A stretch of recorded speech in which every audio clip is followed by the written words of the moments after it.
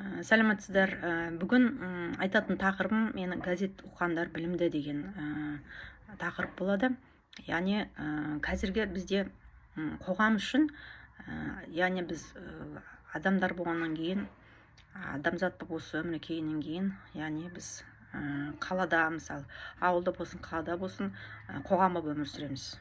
Яғни қоғамға сапалы және уақытылы ақпарат қажет. Сапалы және уақытылы деген сөз газет журналдардағы мағлұматтың барлығы, ақпарат жаңалықтардың барлығы шынайы болу керек. Шынайы фактімен келтірілген, дәлелді фактілермен келтірілген ақпараттар, жаңалықтар. Және уақытылы. Мысалы, кеше болған жаңалықтарды бүгін оқуыңыз керексіз.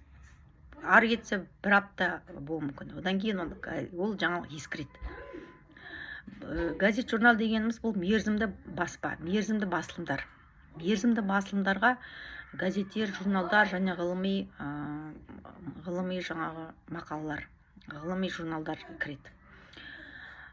Енді қалай білімді, газет оқыған адамдар қалай білімді деген кезде, газет оқу арқылы адамдар, яғни көргем, журналдар оқу арқылы, газет, кітап оқу арқылы адамдар мәдениеттің барлық жетістіктерін, қоғамдық қатынастардың, табиғи құбылыстардың және заңдардың бәрін, өмірді танып білуге, өмірді жан-жақты бағалауға, қоғамдық қатынастардың заңдылықтарын түсінуге көмектеседі газеттер.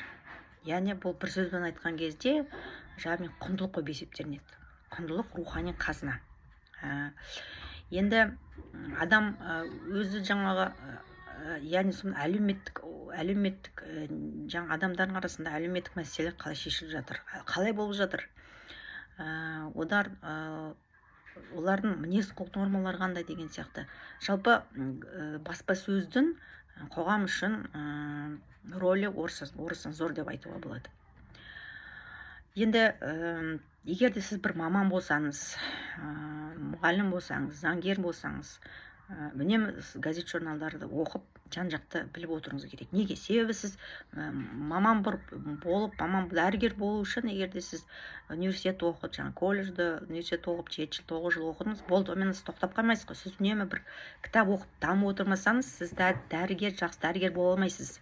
Ізденуіңіз керек, ізденіп. Заңгер де сондай. Басшы қызмет атқаратындар да сондай. Бизнесмен, кәсіпкер тіпті ол өзінің кәсібін тоқыратпайды. Арыға дамыту үшін ол ізденісте болу керек. Ал ізденіс осы неде? Газет журналдарда, мерзімді баспасөзде, кітапта. Сондықтан осы газет журналының маңызы зор деп айтқанымыз сол. Одан бөлек, жалпы, мысалы, бұның барлығын біздің жаңағы Ахмет Байтұрсынов атамыз айтқан, газет халықтың көзі, хам қайнар бұлағы, тілі хам тілі дейді. Яғни бұл біздің жай ғана біз ақпарат алмаймыз газеттен. Және тек қана рухани күшіміз, бұл біздің тіліміз. Яғни тілімізді барлығы жатыр. Рухани байлық, азық, даму, қоғамдық өмірді білуге, тануға деген секілді. Кітаптарды тіптен ол кітаптарсыз біз ойлай да алмаймыз. Ойлап ойымыз ұшқыр болмайды. Яғни осыны Ахмет Байтұрсын жақсы түсінген. Ол кісі ең алғашқы сол қазақ газетін ашқан кезде, ол кісі түсінген, газет арқылы халықты сауаттандыруға, жалпы оқытуға, сауатын ашуға, ақпараттандыруға, жаңағы ағартушылық қызметін солай атқарды ол кісі. Қазақ газетін солай шығарды. Өте қиындықпен адамдарды бірінші газет оқу арқылы, бірінші адамдарға жаңағы латын, біздің жаңағы төте жазу әліпбиін ойлап тапқаннан кейін, адамдарды оқу үшін және ары қарай тоқырап қалмау үшін газет керек екенін түсінді. Себебі ол кісілер Ресейде дейді, Татарстанда дейді, сол қанша жылы 12-ші жылы ма сол газетті ашқан кезде дейді Татарстанда 10-12-15 газеті болған екен, ал бізде Қазақстан өзіміздің жекеменшік қазақ газеті шығаратын кезде бізде бірде-бір газет болмаған екен. Ол кісі сол кезде мына бай бақуатты адамдардан пұл жинап, ақша жинап, сол газет шығаруға ақша жинаған, қор жинап, сол газетті шығарған, қазақ газетін. Енді жалпы бұл газеттің атқаратын басқа да көп нелері зор. Бір танымал журналист ағамыз Нұрислам Құспанғали деген ағамыз бір мақала жазған екен. Сол мақаласында айтады дейді, бізде де осылай біз қазір интернет дамып кетті дейміз, теледидар, осы газет журналдардың конкуренттері тікелей адамдар соған алып кетіп отыр ғой. Енді дейді осылай жалғаса беретін болса дейді, егер интернет әртүрлі мессенджерлер арқылы адамдар ақпарат алмасып, газет журналға қарамай, мүлде оқымай, кітап оқымай осылай кете беретін болса дейді, қазір тенденция қалыптасып кетті дейді. Адамдар сауатсыз болып бара жатыр дейді. Себебі дейді, сондай нелерде дейді, әлеуметтік желілерде не істеп жатсың дейді, жазады дейді, бір-бірін жазған кезде, бір-біріне қалын сұраған кезде не істеп жатсың дейді, айтады дейді. Не хауар, норм деген сөздер көйіп кетті деп жатыр. Себебі дейді, осылай кете беретін болса, адамдарда сауатсыздық және білімсіздік нормаға айналып кетеді. Яғни біз осыны ойлауымыз керекпіз. Оны ойлау үшін ол үшін не істеу керек? Адамдар көбірек газет журнал оқу керек, кітап оқу керек. Егер де дейді, газет оқитын болса дейді, ондай сауатсыздықтар болмас еді дейді. Және сауатты түрде сол әлеуметтік желілерде үтір нүктесіне дейін, сөйлем несіне дейін жаңағы дұрыс жазатын еді дейді. Егер тұрақты түрде ол газет журнал оқып тұрады болса. Тағы да бір жалпы былай қараңыздар. Жалпы газетке бір мақала шығу үшін бірнеше тексерістен өтеді, бірнеше сүзгіден өтеді. Ол бір мақаланың ол жалпы дұрыс мақала ма, оның ішінде сөйлемдер дұрыс құрылған ба, үтір нүктесі дұрыс қойылған ба, оның сөзі дұрыс жазылған ба.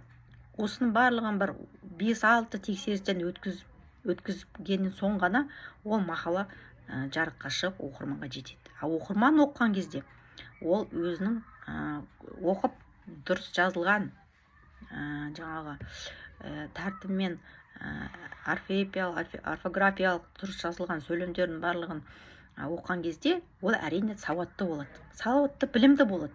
Сондықтан газет оқыған білімді адам болып шығады. Көрдіңіздер ме? Тағы да бір журналист ағамыз айтады,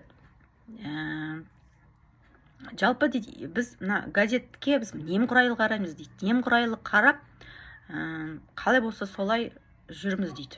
Егер бұл біздің немқұрайлығымыз, газет журнал оқымамыз, менсінбеушілік па, бұны қалай түсінеміз дейді. Басқа әлемнің озық мемлекеттерінде дейді, олар қағаз түріндегі газет журналдарға ерекше көңіл бөлінген, айрықша көңіл бөлінген дейді. Себебі дейді, бұл мысалы дейді, Жапония мемлекеті технологиясы жақсы дамыған деген мемлекеттің өзіне дейді, күнделікті 2 рет шығатын газеттер болады дейді. 9 миллион тиражбен шығады. Таңертең бір, кешке бір шығады. Оның бәрін халық оқиды да дейді. Және Америка және Түркия сияқты аптасына 1 рет шығып, біз сияқты күтіп отырмайды дейді. Олар күніне шығатын газеттер болады. Міне қараңыз. Егер де бұлар елдердің дейді, яғни бұл елдер газет менсінбей жаңағы. Әрине дейді, бұлар газет оқыған кезде білім, рухани қазына, ғылым да, білім де бәрі осы газетте болғандықтан дейді, әрине бұл мемлекеттер дамиды дейді. Яғни олар сауатты, әрі білімді, ғылым дамыған елдер болып міндетті түрде олар дамиды. Міне мен айтайын дегенім осы, бүгін осымен қысқаша тоқталайық. Яғни газет оқыған адамдар білімді болады. Маған міндетті түрде лайк басыңыздар, маған жазылыңыздар. Тағы да басқа да қызықты сіздерге мәліметті, қызықты ақпараттар сіздерге беріп отырамын. Жақсы, қош сау болыңдар.